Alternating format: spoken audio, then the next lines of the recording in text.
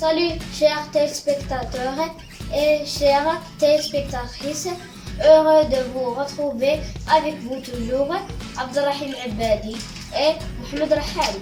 Soyez les bienvenus sur notre chaîne YouTube consacrée au sujet scientifique. Dans la leçon d'aujourd'hui, nous allons aborder deux thèmes.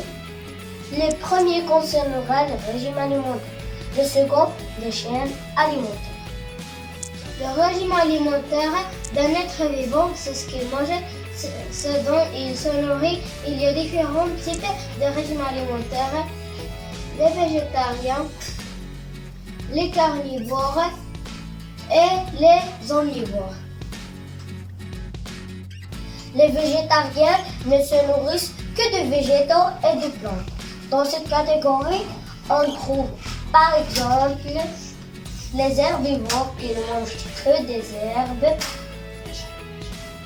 les granivores qui ne mangent que des graines, ou encore les frugivores qui ne mangent que des fruits. Les carnivores se nourrissent d'autres animaux.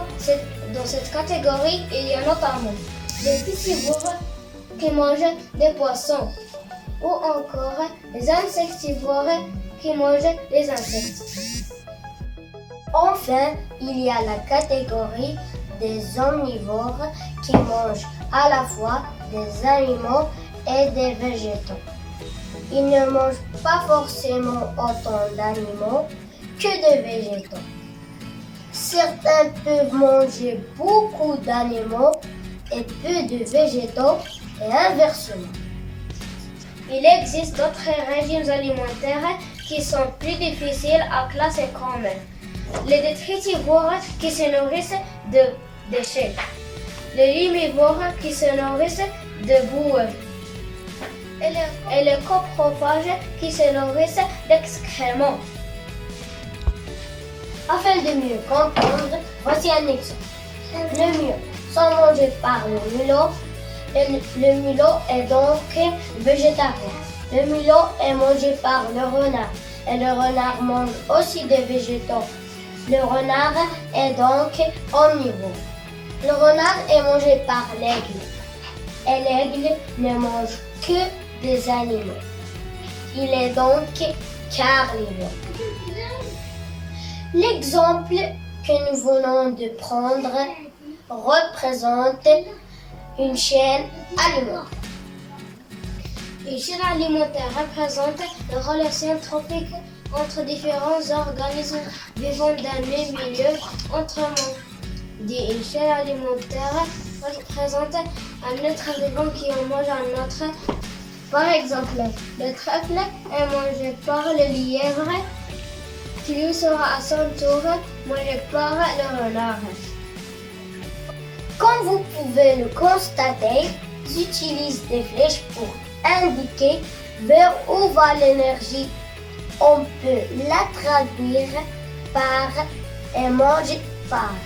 Ainsi, il faut donc bien faire attention au sens de cette flèche.